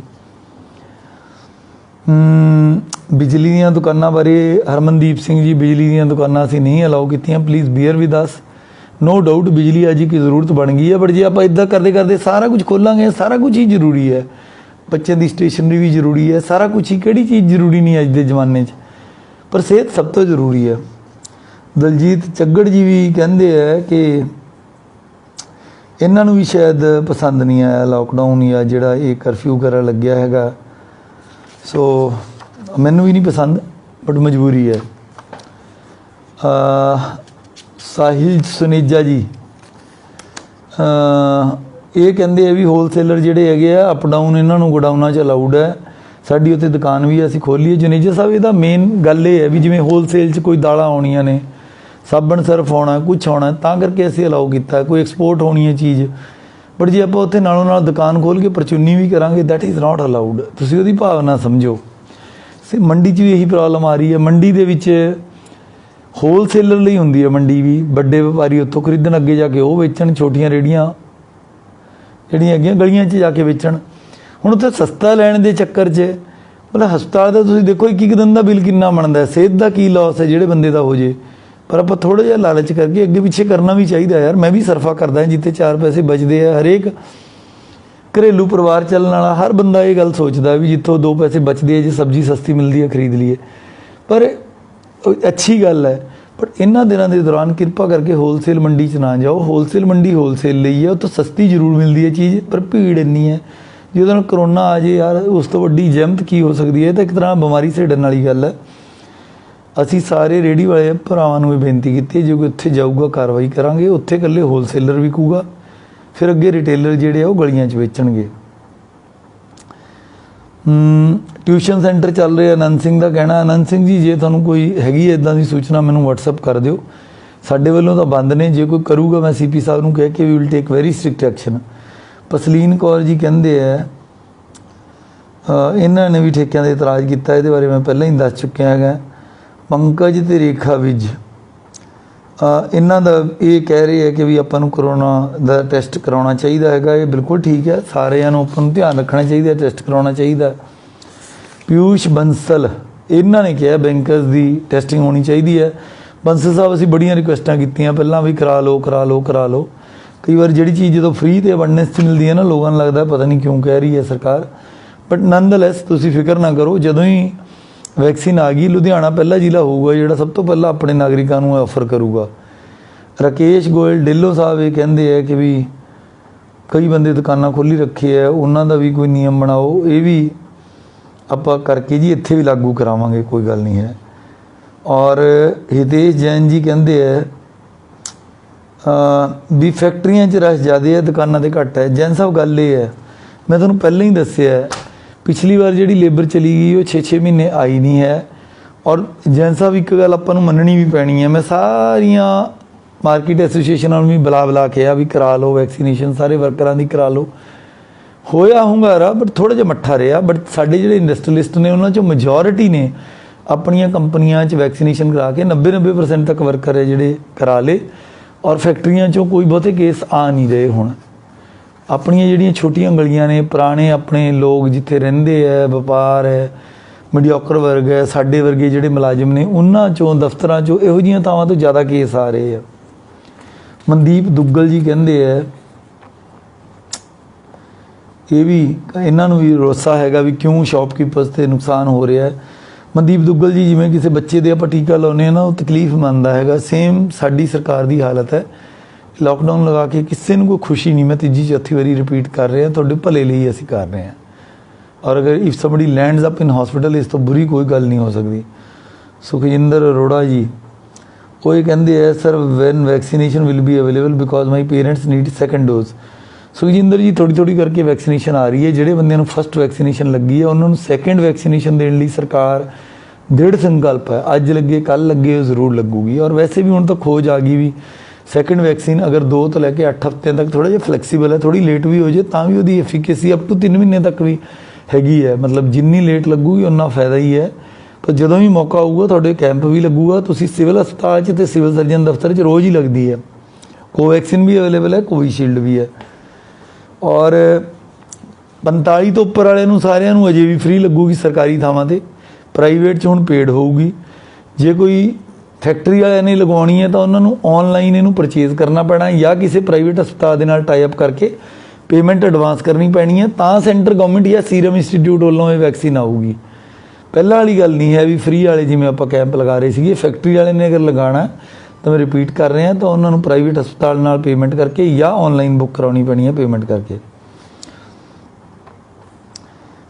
ਵਿਪਨ ਸਾਨੀ ਜੀ ਨੇ CSC ਬਾਰੇ ਪੁੱਛਿਆ ਵੀ ਕਾਮਨ ਸਰਵਿਸ ਸੈਂਟਰ ਕੁਛ ਕੁ ਦਿਨ ਆਪਾਂ ਬੰਦ ਰੱਖੀਏ। ਸਾਨੂੰ ਤਾਂ ਆਪ ਘੱਟ ਹੈ, CSC ਦੇ ਵਿੱਚ ਕਈ ਸਰਕਾਰੀ ਸਕੀਮਾਂ ਲਈ ਲੋਕ ਅਪਲਾਈ ਕਰਦੇ ਸੀਗੇ, ਸੋ ਇਹ ਦਿੱਕਤ ਹੈ ਥੋੜ੍ਹੀ ਜਿਹੀ। ਗਗਨਦੀਪ ਸਿੰਘ ਜੀ ਕਹਿੰਦੇ ਹੈ ਕਿ ਕਿਵੇਂ ਆਪਾਂ ਕੰਟਰੋਲ ਕਰਾਂਗੇ, ਮਾਰਕੀਟਾਂ 'ਚ ਤਾਂ ਲੋਕ ਘੁੰਮਦੇ ਫਿਰਦੇ ਹੈ, ਕੰਪਲੀਟ ਲਾਕਡਾਊਨ ਲਾ ਦਿਓ। ਕਈ ਲੋਕਾਂ ਦਾ ਵਿਚਾਰ ਹੈ, ਕਈ ਕਹਿੰਦੇ ਆ ਕੰਪਲੀਟ ਲਾਓ, ਕਈ ਕਹਿੰਦੇ ਇੰਨਾ ਵੀ ਚੱਕ ਦਿਓ। ਸੋ ਜਿੰਨੇ ਮੂੰਹ ਉਨੀਆਂ ਗੱਲਾਂ, ਇਹ ਤਾਂ ਕਈ ਸਲਾਹਾਂ ਨੇ। ਆਊਟ ਆਫ ਸਾਰੀਆਂ ਸਲਾਹਾਂ 'ਚੋਂ ਗਵਰਨਮੈਂਟ ਨੇ ਦੇਖ ਕੇ ਵੀ ਕਿਹੜੀ ਬੈਸਟ ਹੈ, ਉਹਦੇ ਮੁਤਾਬਕ ਉਹ ਮਤਲਬ ਫੈਸਲੇ ਆਉਂਦੇ ਨੇ। ਔਰ ਇਸੇ ਤਰ੍ਹਾਂ ਹੀ ਗਗਨਦੀਪ ਅਰੋੜਾ ਜੀ ਇਹ ਕਹਿੰਦੇ ਹੈ ਕਿ ਇਹ ਖੇਡਣ ਵਾਲਿਆਂ 'ਤੇ ਗੱਲ ਕਰਦੇ ਹੈ, ਜਾਂ ਕੋਈ ਗੁਰਦੁਆਰਾ ਸਾਹਿਬਾਨ 'ਚ ਲੋਕ ਜਿਹੜੇ ਜਾਂਦੇ ਹੈ ਉੱਥੇ ਥੋੜ੍ਹਾ ਬਹੁਤ ਦੇਖਿਆ ਜਾਵੇ। 20-20 ਦੀਆਂ ਟੀਮਾਂ ਕਹਿੰਦੇ ਖੇਡਾਂ ਖੇਡਦੀਆਂ ਨੇ। Police is doing there job. ਮੈਂ ਹੋਰ CP ਸਾਹਿਬ ਨੂੰ ਰਿਕੁਐਸਟ ਕਰੂੰਗਾ ਕਿ ਅਗਰ ਕੋਈ ਸੰਡੇ ਨੂੰ ਇਸ ਤਰ੍ਹਾਂ ਖੇਡਣ ਮੈਚ ਕਰਨ ਨਿਕਲਦੇ ਆ ਤਾਂ ਨਾ ਅਲਾਓ ਕਰਨ। ਪੰਕਜ ਵਿਜ ਸਾਹਿਬ ਦਾ ਇੱਕ ਹੋਰ ਸਵਾਲ ਹੈ, ਇਹ ਕਹਿੰਦੇ ਆ ਵੀ ਬੈੱਡ ਅਵੇਲੇਬਲ ਨਹੀਂ, 100% ਲਾਕਡਾਊਨ ਇਜ਼ ਦਾ ਸੋਲਿਊਸ਼ਨ। ਅਤੇ ਹਸਪਤਾਲਾਂ ਨੂੰ ਅਤੇ ਸਾਰੀਆਂ ਸਰਕਾਰੀ ਬਿਲਡਿੰਗਾਂ ਨੂੰ ਸਾਰੇ ਜਿਹੜੇ ਹੈਗੇ ਆ, ਜਿਹੜੇ ਇਹ ਹਸਪਤਾਲਾਂ 'ਚ ਕਨਵਰਟ ਕਰ ਦਈਏ। ਇਹ ਕਈ ਲੋਕਾਂ ਨੂੰ ਇਹ ਹੈ, ਮੈਨੂੰ ਬਹੁਤ ਸਾਰੀਆਂ ਬਿਲਡਿੰਗਸ ਆਫਰ ਹੋ ਰਹੀਆਂ ਨੇ। ਮੈਂ ਤੁਹਾਨੂੰ ਇਹ ਕਲੀਅਰ ਕਰਨਾ ਚਾਹੁੰਦਾ, ਜਿਹੜਾ ਹਸਪਤਾਲ ਹੈ ਉਹਦੇ ਲਈ ਬਿਲਡਿੰਗਾਂ ਦੀ ਕੋਈ ਕਮੀ ਨਹੀਂ ਹੈ। ਹਸਪਤਾਲ ਦੀ ਜਿਹੜੀ ਸੋਲ ਹੈ, ਉਹਦੀ ਜਿਹੜੀ ਆਤਮਾ ਹੈ, ਜਿਹੜੀ ਸਭ ਤੋਂ ਵੱਡਾ ਕੰਸਟ੍ਰੇਂਟ ਹੈ, ਉਹ 2 ਚੀਜ਼ਾਂ ਦਾ। ਇੱਕ ਤਾਂ ਮੈਡੀਕਲ ਸਟਾਫ, ਮਤਲਬ ਡਾਕਟਰਸ ਨਰਸਿਸ। ਡਾਕਟਰ ਨਰਸਿਸ ਤਾਂ ਚਲੋ ਅਸੀਂ ਫਿਰ ਵੀ ਪ੍ਰਾਈਵੇਟ ਵਾਲੇ ਵੀ ਲੈ ਲਏ, ਹੋਰ ਵੀ ਲੈ ਲਏ। ਉਸ ਤੋਂ ਵੱਡੀ ਗੱਲ ਹੈ ਆਕਸੀਜਨ ਸਪਲਾਈ। ਮੰਨ ਲਓ ਅਸੀਂ ਕਿਤੇ 200 ਬੰਦੇ ਪਾ ਲਈਏ ਅਤੇ ਆਕਸੀਜਨ ਨਾ ਦੇ ਸਕੀਏ, ਜਿਵੇਂ ਕਿ ਬੱਤਰਾ ਹਸਪੀਟਲ 'ਚ ਹੋਇਆ ਦਿੱਲੀ 'ਚ, ਫਿਰ ਦੱਸੋ ਭਾਈ ਕੀ ਬਣੂਗਾ। ਬਿਲਡਿੰਗਸ ਦੀ ਕੋਈ ਕਮੀ ਨਹੀਂ, but we are going in a phased manner. ਜਿਵੇਂ ਜਿਵੇਂ ਬੈੱਡਾਂ ਦੀ ਲੋੜ ਪੈ ਰਹੀ ਹੈ, ਅਸੀਂ ਮੰਨ ਲਓ 20 ਥਾਂ 'ਤੇ ਖੰਡਾ ਕੇ ਬਹਿ ਜਾਈਏ, ਔਰ ਉਹੀ ਡਾਕਟਰਸ ਦੇ ਰਿਸੋਰਸਿਸ ਨੇ, ਫਿਰ ਉਹ ਤਾਂ ਆਪਟੀਮਲ ਯੂਟੀਲਾਈਜੇਸ਼ਨ ਨਾ ਹੋਈ। ਪਹਿਲਾਂ ਅਸੀਂ ਸਿਵਲ ਹਸਪੀਟਲ ਭਰਿਆ, 150 ਦੀ ਕਪੈਸਿਟੀ ਸੀ, 110 ਦੇ ਕਰੀਬ ਭਰ ਗਿਆ। ਹੁਣ ਅਸੀਂ ਵਰਧਮਾਨ 'ਚ 25-30 ਮਰੀਜ਼ ਆ ਗਏ, ਉੱਥੇ ਸਾਡਾ MCH ਹੈ, ਹਸਪੀਟਲ ਹੈ, ਉਹਨੂੰ ਭਰਾਂਗੇ। ਉਸ ਤੋਂ ਬਾਅਦ ਸਾਡਾ ਜਵੱਦੀ ਸੈਂਟਰ ਹੈ ਜਿਹੜਾ CSC, ਉੱਥੇ ਅਸੀਂ 70 ਬੈੱਡ ਆਲਰੇਡੀ ਕੋਵਿਡ ਦੇ ਤਿਆਰ ਕਰ ਲਏ, ਉਹਨੂੰ ਚਾਲੂ ਕਰਾਂਗੇ। ਜਦੋਂ ਉਹ ਭਰ ਜਾਏਗਾ ਫਿਰ ਆਪਾਂ ਮੈਰੀਟੋਰੀਅਸ ਸਕੂਲ ਦੇ ਵਿੱਚ ਜਿਹੜਾ ਹੈਗਾ ਤਿਆਰੀ ਕਰ ਲਈ ਹੋਰ 100 ਬੈੱਡਾਂ ਦੀ। So we are going in a phased manner. ਪਹਿਲਾਂ 50-50 ਕਰਾਂਗੇ ਦੋਨੇ ਥਾਵਾਂ 'ਤੇ, ਜਵੱਦੀ ਅਤੇ ਇੱਥੇ। ਔਰ ਜੇ ਫਿਰ ਆਪਾਂ ਨੂੰ ਲੋੜ ਪਈ ਤਾਂ ਜਿਹੜਾ ਆਪਣਾ ਯੂਨੀਵਰਸਿਟੀ ਦੇ ਜਿਹੜੇ ਹੋਸਟਲਸ ਨੇ ਉਹਨਾਂ 'ਚ ਕਮਰਿਆਂ 'ਚ ਬੈੱਡ ਵੀ ਲੱਗੇ ਆ, ਸਾਰਾ ਕੁਛ ਲੱਗੇ ਆ। ਔਰ ਇਹ ਸਾਰਾ ਕੁਝ ਬਣਾਉਣ ਦੇ ਵਿੱਚ ਅਸੀਂ ਇਹ ਵੀ ਦੇਖਣਾ ਹੁੰਦਾ ਵੀ ਹਸਪਤਾਲ ਦੇ ਨੇੜੇ ਕਿਹੜਾ ਹੈ, ਜਿਵੇਂ ਮੈਰੀਟੋਰੀਅਸ ਸਕੂਲ ਹੈ ਜਾਂ ਜਵੱਦੀ ਹੈ, ਜਾਂ ਜਿਹੜਾ PAU ਦਾ ਜਿਹੜਾ ਹੋਸਟਲਸ ਨੇ ਉਹ ਕਲੋਜ਼ ਪ੍ਰੋਕਸੀਮਿਟੀ 'ਚ ਨੇ। ਮਤਲਬ ਕਿਸੇ ਦੀ ਤਬੀਅਤ ਜ਼ਿਆਦਾ ਵਿਗੜ ਜੇ ਤਾਂ ਉਹਨੂੰ ਸਿਵਲ 'ਚ, CMC 'ਚ ਜਾਂ DMC 'ਚ ਅਸੀਂ ਸ਼ਿਫਟ ਕਰ ਸਕੀਏ। ਔਰ कई लोग ये कहते हैं कि काला बाजारी कहते भी हो रही है वैक्स देखो सैनिटाइज़र की देखो हैंड ग्लव तो सैनिटाइज़र की जी काला बाजारी ਉਹਦਾ टाइम बहुत पिछे लंघ गया जी। कालीए साहब पिछले साल जरूर ये गल्लां सीगीਆਂ ਹੁਣ ਤਾਂ ਜਿਹੜੇ ਬੰਦੇ ਅਲਕੋਹਲ ਦੀਆਂ ਫੈਕਟਰੀਆਂ ਵੀ ਸੀਗੀਆਂ ਉਹ ਵਿਹਲੇ ਬੈਠੇ ਸੀਗੇ ਉਹਨਾਂ ਨੇ ਚੱਕ ਕੇ ਉਹਨੂੰ ਸਾਰਾ ਕਨਵਰਟ ਕਰ ਲਿਆ ਇਹਦੇ 'ਚ। ਸੋ ਬਟ ਫਿਰ ਵੀ ਯੋਰ ਸੁਜੈਸ਼ਨ ਇਜ਼ ਗੁੱਡ। ਮੈਂ ਜਨਰਲ ਡਰੱਗ ਲਾਇਸੈਂਸਿੰਗ ਅਥਾਰਟੀ ਨੂੰ ਕਹੂੰਗਾ ਦੁਬਾਰਾ ਇਹਨੂੰ ਚੈੱਕ ਕਰਨ। ਇਸ ਵੇਲੇ ਜਿਹੜੀ ਕਿੱਲਤ ਹੈ ਉਹ ਹੈਗੀ ਆ ਆਕਸੀਜਨ ਦੀ। ਇਹ ਮੈਂ ਤੁਹਾਡੀ ਗੱਲ ਨਾਲ ਸਹਿਮਤ ਹਾਂ ਬਟ ਲੁਧਿਆਣੇ 'ਚ ਕੋਈ ਕਿੱਲਤ ਨਹੀਂ ਹੈ। ਦਿੱਲੀ ਵਗੈਰਾ ਹੋਰ ਥਾਵਾਂ 'ਤੇ ਹੋ ਸਕਦੀ ਹੈ ਜੋ ਅਸੀਂ ਟੀ.ਵੀ 'ਚ ਦੇਖਦੇ ਹਾਂ बट फॉर्चुनेटली हुण तक जो साडा पेशेंट लोड है या साडी सरकार जिन्ना क एफर्ट कर रही है कुछ ऑक्सीजन बाहरों भी आ रही है कुछ 2 प्लांट वेलटेक और जिहड़ा वर्धमान स्पेशल स्टील्स है अज असीं स्पेशल उन्हां दा धन्नवाद भी करके आए हैं। लोकल ऑक्सीजन करके साडी डिमांड पूरी होई जा रही है। सो इस करके उहदी कालाबाजारी दा तां ना बताऊगी। इस मैं बेनती करदा कल 2 धार्मिक संस्थावां ने ऑनलाइन पोस्ट पाई कि असीं ऑक्सीजन दा लंगर शुरू कर रहे हैं। देखो लंगर हर चीज़ का चंगा हुंदा है पर ऑक्सीजन का लंगर बिल्कुल ठीक नहीं है। पंजाब सरकार दी और मैडिकल फरटर्निटी दी हदायतां ने जिवें सैल्फ मैडिकेशन गलत है उस तरह ही सैल्फ ऑक्सीजनेशन गलत है। अगर कोई बंदे का साह उखड़ रहा है ਉਹਦੀ ऑक्सीजन मेनटेन नहीं हो रही ਉਹਨੂੰ सिलेंडर घरे लगाना बिल्कुल खतरनाक है। ਉਹਦੀ हालत कदे भी खराब हो सकती है।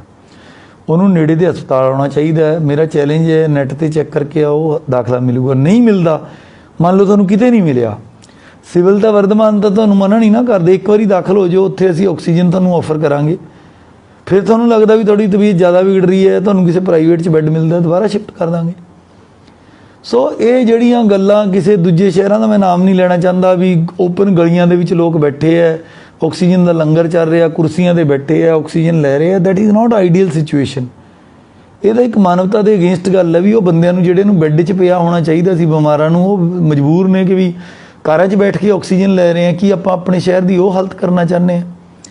ਜੇ ਇਸ ਤਰ੍ਹਾਂ ਦੇ ਪ੍ਰੋਗਰਾਮ ਲੋਕਾਂ ਨੇ ਸ਼ੁਰੂ ਕਰਤੇ ਜੇ ਮੰਨ ਲਓ ਸਾਡੇ ਸ਼ਹਿਰ ਦਾ 1000 ਸਿਲੰਡਰ ਵੀ ਇਸ ਕੰਮ 'ਚ ਲੱਗ ਗਿਆ ਆ ਜਿਹੜੀ ਸੋ ਕਾਲਡ ਸੇਵਾ ਹੈ ਸਾਡੇ ਕੋਲ ਕੁੱਲ ਹੀ 3600 ਦੇ ਕਰੀਬ ਸਿਲੰਡਰ ਸਰਕੂਲੇਸ਼ਨ 'ਚ ਔਰ 3600 ਦਾ ਹੀ ਰੋਜ਼ ਲੱਗਦਾ ਹੈ ਰੋਜ਼ ਭਰਦਾ ਹੈ 1800 ਸਵੇਰ ਸਪਲਾਈ ਕਰਦੇ ਹਾਂ ਭਰਦਾ ਹੈ ਫਿਰ 1800 ਫਿਰ ਸ਼ਾਮ ਨੂੰ ਕਰਦੇ ਹਾਂ।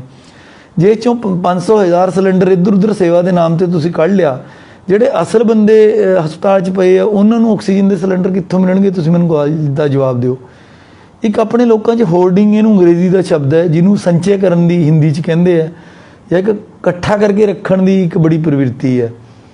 ਜੇ ਕਿਸੇ ਬੰਦੇ ਨੇ ਘਰੇ ਆਕਸੀਜਨੇਸ਼ਨ ਦਾ ਸਿਲੰਡਰ ਲੈ ਗਿਆ ਇੱਕ ਤਾਂ ਉਹ ਮਰੀਜ਼ ਦਾ ਖਤਰਾ ਵੀ ਰਾਤ ਨੂੰ ਕੋਈ ਪਤਾ ਨਹੀਂ ਕਦੋਂ ਡਿੱਗ ਪਵੇ ਕਿਉਂਕਿ ਡਾਕਟਰ ਦੇ ਅੰਡਰ ਕੇਅਰ ਨਹੀਂ ਹੈਗਾ। दूजी ये गल है वो सिलेंडर मान लो 10 दिन घरे पिया रह गया इन्नी देर में तो 10 दिन च उन्हें 10 बारी घूम के 10 मरीजों की जान बचा देनी सी।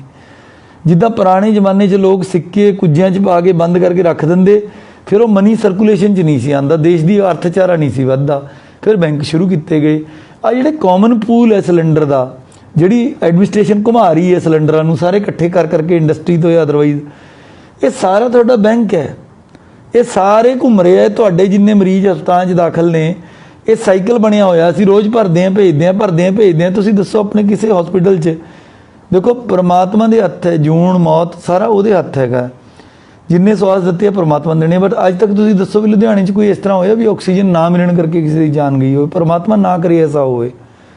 ਮਤਲਬ ਜੇ ਇਸ ਤਰ੍ਹਾਂ ਦੇ ਕੰਮ ਕਰਕੇ ਵੀ ਇਸ ਤਰ੍ਹਾਂ ਦਾ out of that way NGO ਕੋਈ ਕੱਢੇ ਜਾਂ ਕੋਈ ਧਾਰਮਿਕ ਸੰਸਥਾ ਕੱਢੇ ਔਰ ਇਹ ਕਲੇਮ ਕਰੇ ਵੀ ਅਸੀਂ ਇਸ ਚੀਜ਼ ਦਾ ਕਰਨਾ it is not a good practice. जब तक साडा सिस्टम ये अलाउ करता है असीं आपदे पेशेंट्स नूं बैड दईए हस्पताल की छत्त उहदे सिर ते होवे उहनूं ऑक्सीजन की लोड़ है अंडर डॉक्टर या नर्स की सुपरविजन उहदी ऑक्सीजन लगे और सिर्फ रिसो रिसी भी दूजे स्टेट ने कर लिया भी ये फैड है फैशन है आपां भी करन लग जाइए it is not a good trend. उस स्टेटां जिहड़ियां 'च हो रहा उत्थे तो बिल्कुल ही सिस्टम टुट गया। हस्पताल मरीजों के रिश्तेदार कंधियां ते रख के सिलेंडर ऑक्सीजन फैक्ट्रियां के बाहर तुरे फिरते हैं। तुसीं दसो लुधियाने 'च इदां हैगा किरपा करके इस तरह की कार्रवाई ना करो। जे इदां आपां करन लग गए ना पूरा सिस्टम टुट जूगा घरां 'च सिलेंडर चले जाणगे जिहड़े असल बंदियां नूं लोड़ है हस्पतालों 'च लोकां नूं कमी आ जाऊगी और असीं अलाउ नहीं करांगे। इहदे लई सख्ती भी कर रहे हैं। एक भी सिलेंडर लुधियाने का बाहर नहीं जा रहा। पुलिस भी दिन रात तत्पर है एक्साइज महकमे नूं भी लाया होया है गलाडा भी पूरा लग्या होया है ਸਾਡੇ ADC general, ADC development, deputy director local government, 2-3 SDM ਸਮਰਾਲੇ ਨੂੰ ਵੀ ਅਸੀਂ ਇਸ ਕੰਮ ਚਲਾਇਆ, ਐਸਡੀਐਮ ਜਗਰਾਉਂ ਨੂੰ ਵੀ ਇਕੱਲੇ ਮਤਲਬ ਅਖੀਰਲੇ 3-4 ਮਿੰਟ ਮੈਂ ਇਕੱਲੀ ਆਕਸੀਜਨ ਤੇ ਬੋਲਿਆ। ਇਸ ਗੱਲ ਤੇ ਲਾਏ ਹੋਏ ਨੇ ਵੀ ਕੋਈ ਇਹਨੂੰ ਇੱਧਰ ਉੱਧਰ ਨਾ ਧਰ ਲਏ। ਅਜੇ ਵੀ ਮੈਨੂੰ ਪਤਾ ਕਈਆਂ ਨੇ ਝਕਾਨੀ ਦੇ ਕੇ ਧਰੇ ਹੋਏ ਨੇ, ਪਰ ਉਸ ਲੈਵਲ ਤੱਕ ਨਹੀਂ। ਪਰ ਇਹ ਜੇ ਆਪਾਂ ਲੰਗਰ ਇਹ ਲਾਉਣ ਲੱਗ ਗਏ ਤਾਂ ਇਹਦੇ ਨਾਲ ਮੇਨ ਸਟ੍ਰੀਮ ਨੁਕਸਾਨ ਹੋਊਗਾ। ਤੁਸੀਂ ਤਾਂ ਚੰਗਾ ਸਮਝ ਕੇ ਕਰ ਰਹੇ ਹੋਵੋਗੇ। ਸੋ ਅਗਰ ਇਸ ਤਰ੍ਹਾਂ ਦਾ ਮੀਡੀਆ 'ਚ ਕੋਈ ਪੋਸਟ ਕਰਦਾ ਹੈ, ਪੰਜਾਬ ਸਰਕਾਰ ਦੀ ਇੱਕ ਚਿੱਠੀ ਵੀ ਮੈਂ ਸਾਰਿਆਂ ਨਾਲ ਸ਼ੇਅਰ ਕੀਤੀ ਹੈ, ਮੈਂ DPRO ਸਾਹਿਬ ਨੂੰ ਵੀ ਦਊਂਗਾ ਕਿ ਖੁਦ ਆਕਸੀਜਨੇਸ਼ਨ ਕਰਨਾ ਜਾਂ ਇਸ ਤਰ੍ਹਾਂ ਲੋਕਾਂ ਨੂੰ ਪ੍ਰੋਤਸਾਹਿਤ ਕਰਨਾ ਇਹ ਅਨਸਾਇੰਟੀਫਿਕ ਹੈ ਔਰ ਮੈਡੀਕਲ ਸਾਇੰਸ ਦੇ ਵਿਰੁੱਧ ਹੈ। ਸੋ ਮੈਂ ਸਾਰਾ ਤੁਹਾਡਾ ਅਖੀਰ 'ਚ ਧੰਨਵਾਦ ਕਰਦਾ। ਇਹ ਕਾਫੀ ਅੱਜ ਲੰਬਾ ਚੱਲ ਗਿਆ। ਅਖੀਰ 'ਚ ਇੱਕ ਸਵਾਲ ਆਇਆ ਵੀ ਕਪੂਰ ਹਸਪਤਾਲ ਨੂੰ ਬਣਾ ਲਓ ਜੀ, ਦੁਬਾਰਾ ਤੋਂ ਚਲਾ ਲਓ। ਦੇਖੋ ਬਿਲਡਿੰਗਸ ਦੀ ਸਾਡੇ ਕੋਲ ਕਮੀ ਨਹੀਂ, ਬਿਲਡਿੰਗਸ ਤਾਂ ਨਵੀਆਂ ਨਕੋਰ ਪਈਆਂ ਨੇ। ਕਪੂਰ ਹਸਪਤਾਲ ਤਾਂ ਕਦੋਂ ਦਾ ਅਨਸੇਫ ਹੋ ਗਈ ਸੀ ਬਿਲਡਿੰਗ, ਲੋਕਾਂ ਦੇ ਮਨਾਂ 'ਚ ਇਹ ਆ ਕਾਫੀ ਪੁਰਾਣੀ ਬਿਲਡਿੰਗ ਆ, ਅੰਦਰ ਜੰਗਲ ਉੱਗਿਆ ਖੜਿਆ। ਉਹਦੇ ਨਾਲ ਤਾਂ ਨਵੀਆਂ ਬਿਲਡਿੰਗਾਂ ਆਪਣੇ ਕੋਲ ਪਈਆਂ ਨੇ।